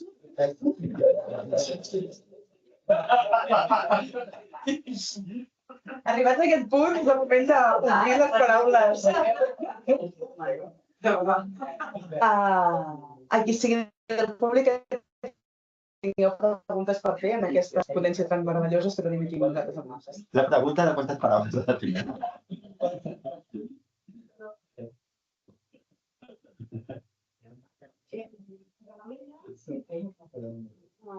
Tenim la taula del tercer sector social i les conferències del tercer sector social, on sí que hi ha diàleg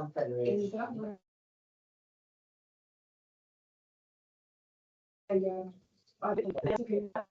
les associacions, les fundacions i les cooperatives d'iniciatives socials. Més fort, Madània, no sortim més. Els catalans ho sentim, els anglesos o jo no et sento gaire. Els hi presentava la taula de la confederació. I ara, com a federació de cooperatives de treball, que tenim grups de treball per sectors d'activitats. Hi ha els tecnològics, hi ha les comunitats energètiques, hi ha les sectorials d'iniciatives socials, i que si vosaltres també en teniu, que estaria bé que us interrelacionéssim entre ells.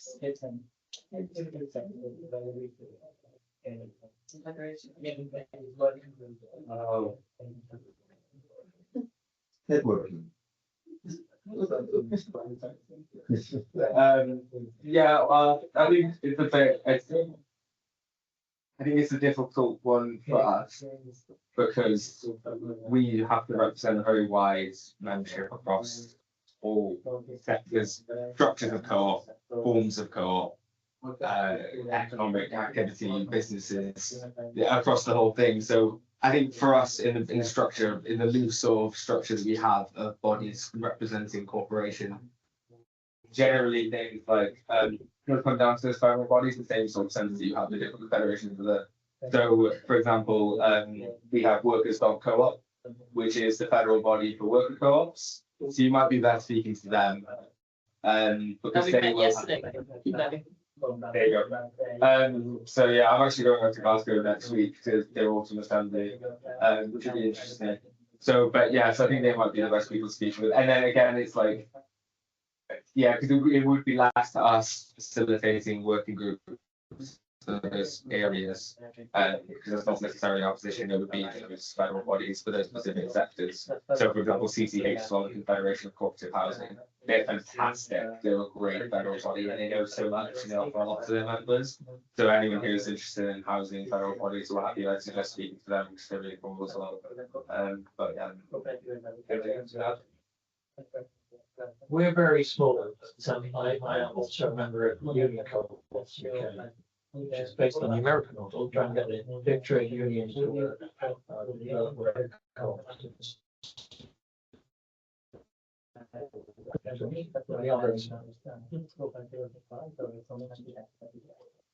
Fins on conec, de fet, la Federació de Cooperatives fins on conec, la Federació de Cooperatives d'Habitatge de Catalunya està molt vinculada ja amb els grups d'habitatge cooperatiu de lloguer. Més preguntes?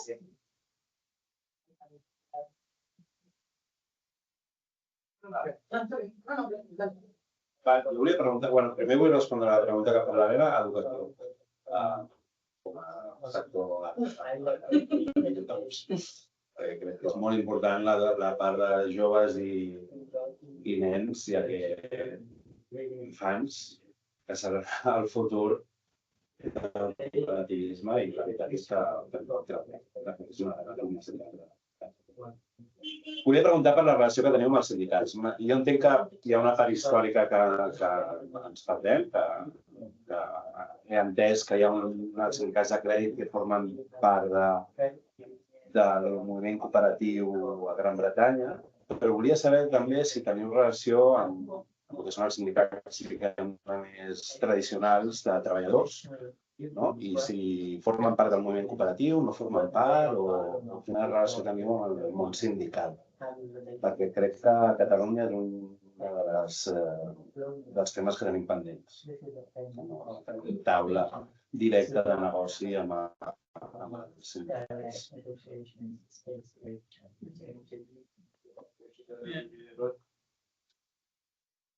It's very variable, depending very much on the individual unions. Because we've been dominated for such a long time by consumer co-ops, which are run by the consumers and for benefit consumers. Some of them, most of them, in fact, are quite good employers with good relationships with trade unions, but not all.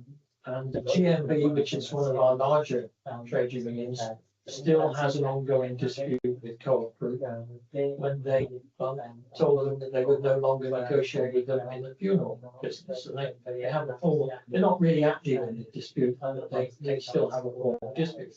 So there is bitterness that sits within the trade union with some of the big consumer companies. Having said that, some of the other small unions are very, very supportive. So, for instance, Actors Equity, which is for all the professional actors, has supported over 30 cooperatives that run agency programs. So why give 10%? But we always put 10%. Actually, it's usually more than 10% that you give to the agency.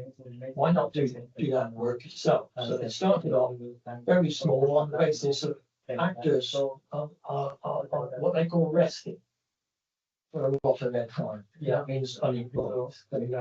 You're not on stage, you're not in a film, you're signing on and get the benefit.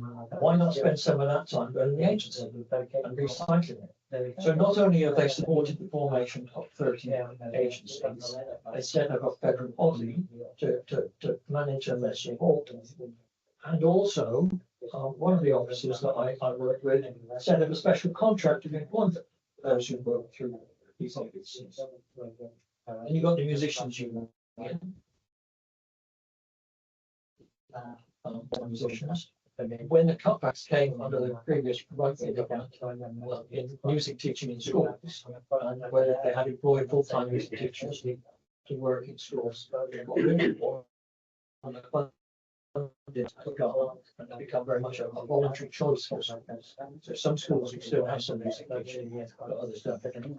They not only set up a number of work co-ops of musicians, they even published a book on how to do it and made that available to all of their members. So they work very hard. The Bakers Union, which is very, very engaged with it, are very keen supporters, and they're very keen supporters of student, which is almost exclusively union members. It's our largest one of the goals. So you've got those two, and then one of the other large unions community has been engaged in but unfortunately, as happens in real life, there are political disputes, there are palace coups, there are people who chopped off at the knees. So the community became very supportive, became very unsupportive, and then now become supportive again. And I'm working with them and with Preston Council, which is one of the leading local authorities in the UK and supports the community welfare. Working with them now to try and establish a co-op between Preston and community unions. So there are good pockets, but most of the big unions don't really understand. And finally, I've gone back to taxis. They can be very supportive of taxis. So that Unite, which is our largest union, GMB, which is also one of our largest, very supportive of taxi co-ops, getting engaged in negotiating the price with the licensing authority, which is a local authority, agrees for a year. They get engaged in that process. They even helped to launch another taxi co-op in my hometown. But at a policy level, totally unsupported. That's just some offices on there. What was your other question? Oh, sorry. I think you mentioned a little bit about credit unions, and I think so this has great things. I mean, around youth, I mean, cooperatives UK and many others besides, plus obviously a massive issue. And I think a lot of it's just putting the right things in place and just getting down on the ground. And like while I mentioned again about grassroots things, lots of them, when you get a lot of young cooperators involved now, it's through things like that.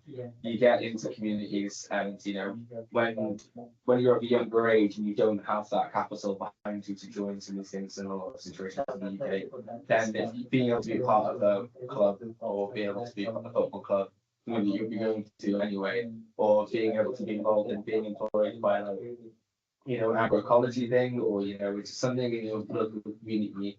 And you know, there's a lot of young people in those communities who are disenfranchised, so it's a very great to have people get involved in it. It's how I meet a lot of young people who, I'm a young person myself, and you know, it's nice when we have more people and things like that. Like we had an event last week, and we had a panel just like this.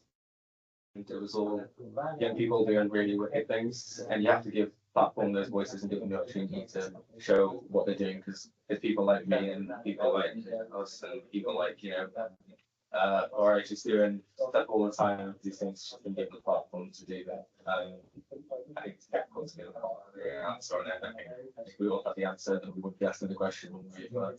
And then yeah, some credit unions. I think it's good. I've talked too much about how like they work or whatever, but it's a great opportunity. There's lobbying of the government to say, why can't we engage in insurance services? Why can't we engage in things that other banks are allowed to do by virtue of legislation and things like that? So there was a change last year that credit unions are allowed now to engage with like third-party insurance services and things like that. Basically, ways for them to be able to make more money for their members, and you know, they give affordable loans and everything like that. So they know how to make money, and they're non-profit. But they need to be able to have a fee and table for these great financial services beyond the basic function of a credit union. And that's gone through now, and I've actually been helping a group of 7 credit unions form a consortium for them to be able to then include things like that and greater change legislation, but also to start doing those services, because then they can get more of the members, they can lend better, they have more capital to be able to get to more people, and they can finance things better. And people, those who are members will receive greater returns in that case as well. So, and basically being able to do things that private business or creative businesses that has been allowed for a long time, and yeah, it succeeds that.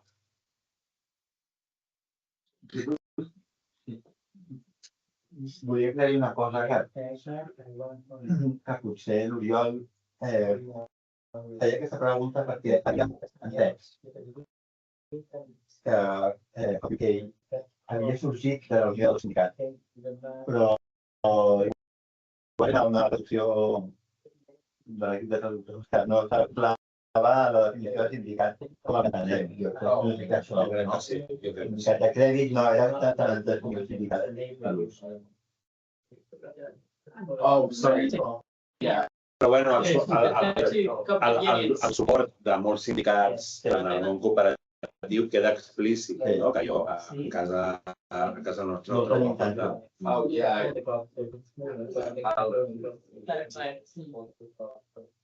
Yeah, so for example, what I mentioned earlier as well about Cooperatives UK was the merging of the cooperative union and the industrial common ownership movement. The term union. A casa nostra ho trobo a faltar. Oh, yeah.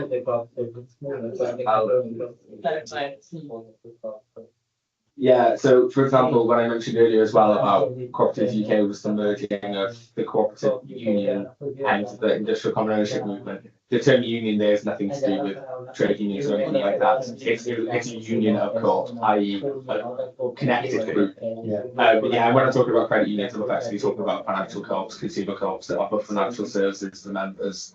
But credit unions are a little bit different from like cooperative banks. But yeah, sorry, just to clarify. Thank you.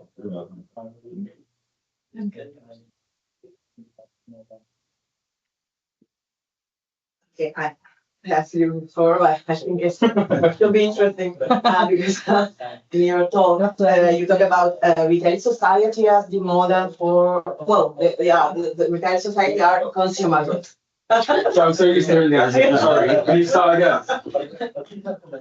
Okay, you say that retail societies are like consumer society, no, cooperatives. Yeah. So my question is about the governance, the model of governance. If the decisions are made by the members or the staff or wherever, so talking about the model of governance, and also you talk about the housing cooperatives before, and so I'm interested about the model, how it works. I mean, the cession of land or which is the format, and you also talk about the regulation in Scotland and a reform. So I don't know if this is something that you can share with us, or is I'd like to share with us. Yeah.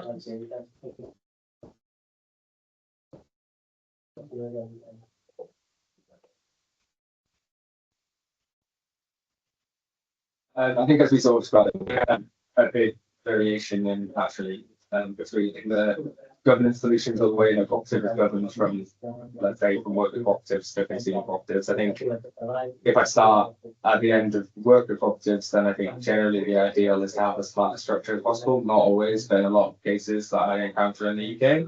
So we're talking about things like mechanisms like collective management, which is the term that we would use to say that all members are directors. So everyone holds the responsibilities as a member at a general meeting to vote, for example, but also the responsibility as a director on the board. So everyone is always the same, and everyone is involved in every single decision in that sense. I say for a lot of worker cooperatives that I encounter, that's generally what they consider to be like the way they want to do cooperative governance.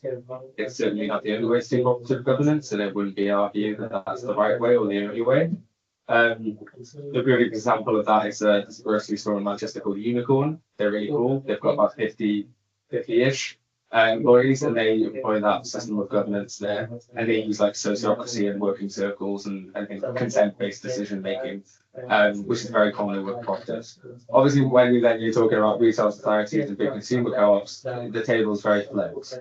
It's no longer a very flat structure. It's actually quite a hierarchical structure, and that's not actually inherently a bad thing, or that wouldn't be our view anyway. These may vary across the sector or the movement. But yes, I mean, when you're talking about larger, as we were talking about, we're talking about especially large consumer co-ops, so the really big retail society, the cooperative group, in part because of how large it is, but also because it hit some very difficult times about 15 years ago, roughly around the financial crash and things like that, 2008, etc. And I think it felt that if it didn't do that and didn't engage with more corporate governance, or like, you know, while still remaining cooperative and everything like that, then it wasn't going to work and it wasn't going to survive. So they've changed quite a bit now, the model that they work by. They have an elected member council, as Alex mentioned, but they do have quite an appointed board, and they have quite a corporate. I'm not using corporate in the legal term. I'm using corporate in the, you know, social term that people use it as, board and things like that. And that's by virtue of their size and what they've gone through, and they have quite they have that kind of board now. But then they're fed by that elected element and things like that. When you start going to the smaller than retail societies, and by smaller I still mean very large, the next biggest one, as I mentioned earlier as well, if it goes through next month, then the next biggest retail society will be the amalgamation of effectively over a year, three together retail societies, and that'll be a turnover of about 2 billion. At the moment, they have basically the same model, but there's a lot more democratic engagement in terms of the directors and the board and things like that, and the members, than there is the cooperative group, which is the largest one. And I think as you start to move down there in size, then you start to see more and more of the actual direct member relationship to the board and those kinds of high level decisions outside what is covered by general meetings and, you know, basically someone's role as a member rather than in a higher sense like that. So say it just starts to move down in that. When you're talking about consumer co-ops, small ones that are like small retail shops, a lot of them are worker co-ops. So again, when you're talking about small shops, like that will change the shops, or, you know, what have you, then you want to about heart. And even a society in equality, you might be considered a retail society, not one of the large ones, but then you've gone back to that whole sociocracy and very flat structure thing. So I'd say that's a summation of those things. Have I missed anything out of your question? Sorry. Have I answered your question? Yeah, I think so, because I thought, yeah, you know, in Catalan,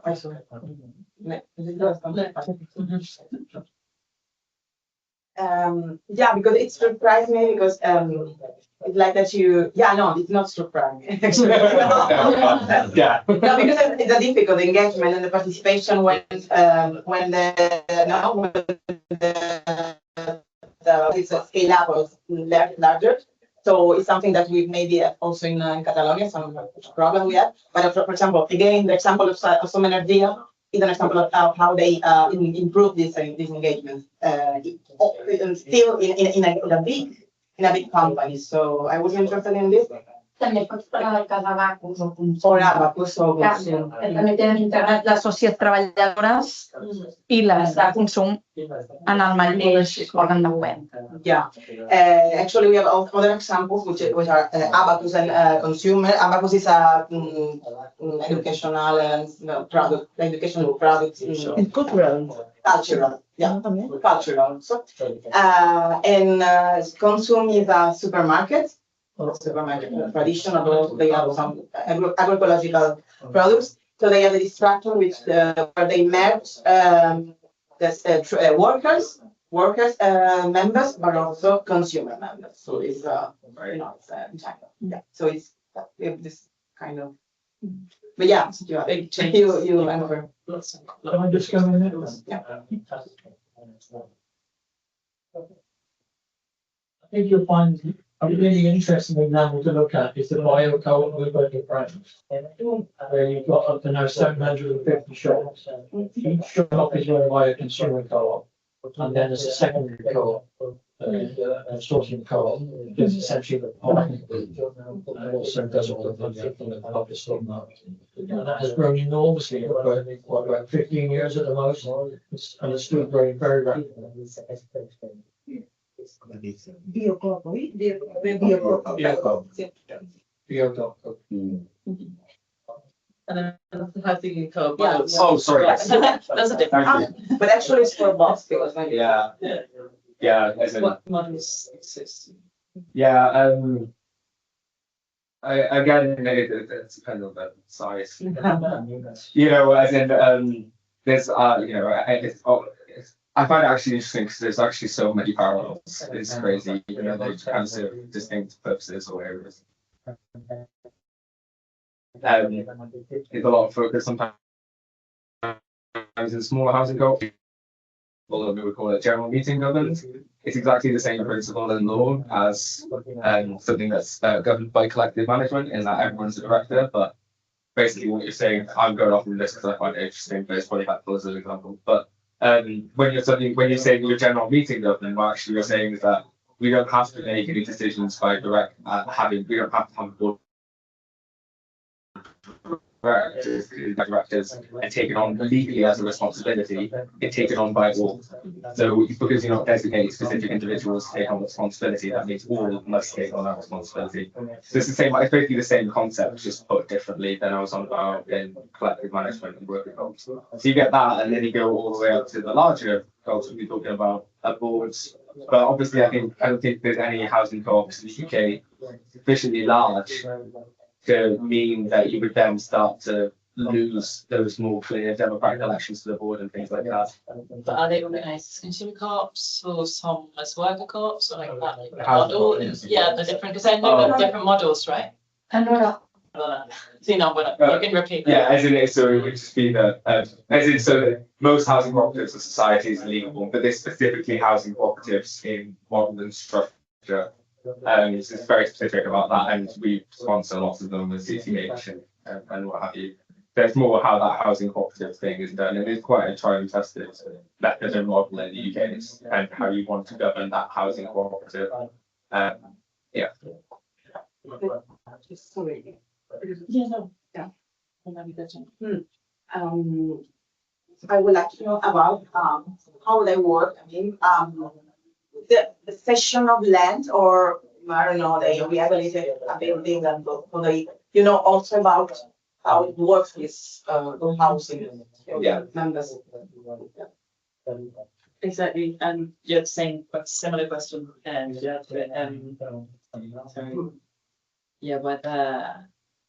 whether there are different models according to needs, or if it's one that really works, and also the relation between housing co-ops and the community land trusts, sort of comparison, and that's. But yes, good point. Yeah, so when we're talking about housing cooperatives, we're talking about the traditional idea of a housing co-op, in the sense that them being fully mutual, and existing for that purpose, and fully members of tenants and what have you, that very traditional sense. There's also a huge thing now in the UK, which is related to what I'm talking about with community regeneration, and that being a big aspect or trend in co-ops in the minute, is community land trusts. And a community land trust is effectively, in often case, given a piece of land by a local authority or what have you, or takes possession of a certain area of land. And it's more than just a housing cooperative. It's focused on, you know, it might have elements of housing co-ops in it, i.e. it provides housing and members are members by virtue of living there. But it's quite different in that it's about land management, it's about land regeneration, and it's about housing regeneration and it's access to social housing, like a huge range of things, all within this one co-op. They're not always co-ops, but fair few of them are. They're also all the time charitable. Because they provide social housing and things like that. Obviously, you have to deal then with things like regulation on that social in the UK. So yeah, I'd say those. You're right. Those are the two sort of main areas. But and while this serve similar purposes in the end, the governance of them is actually very different And obviously the focus is quite different because they serve a much wider purpose in the community, and is actually becoming more and more common, along with what I mentioned about people just taking control and saying, I've had enough, my community's destroyed, we need to regenerate this. And there's been two specific, actually three, as an anecdote. In West Wales, Haverford West area of West Wales, West Town actually, but it's the area around it. The council's just given away or offered to give away lots of plots of land for people to start community land trusts. So I actually had like 3 new community land trusts come in to us to say we need to register, we want to be a charitable community development society, which is the legal form they wanted. And I was like, they're all from the same county. And then I looked into it, and it's because so there's people taking advantage of those opportunities, and there's people who have sufficient capital in those areas to fund it or to put money towards it. The council's willing to support it, and they're willing to give them the land. I feel like with housing cooperatives, when you're talking about new housing co-ops setting up, they're setting up each other.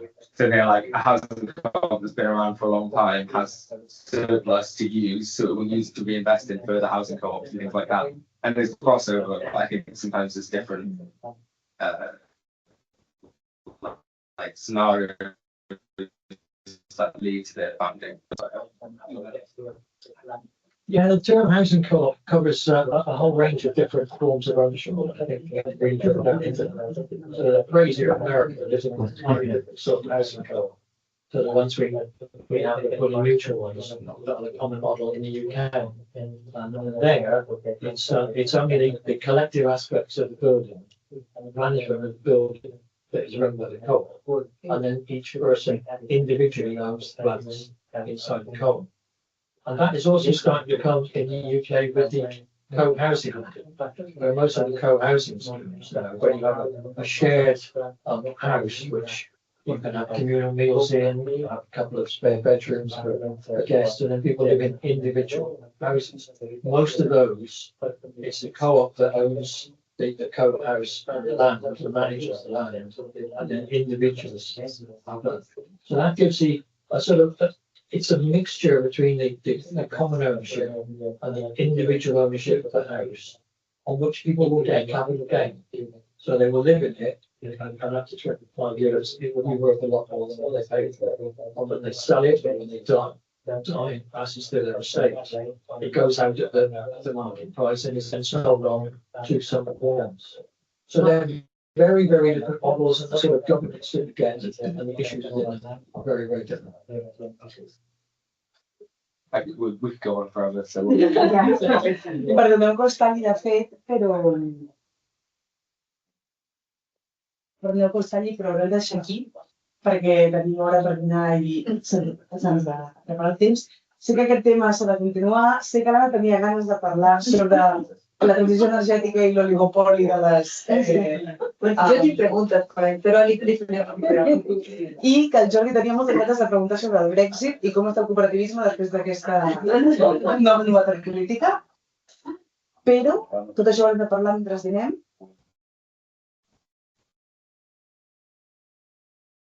Interessant, gràcies Anna.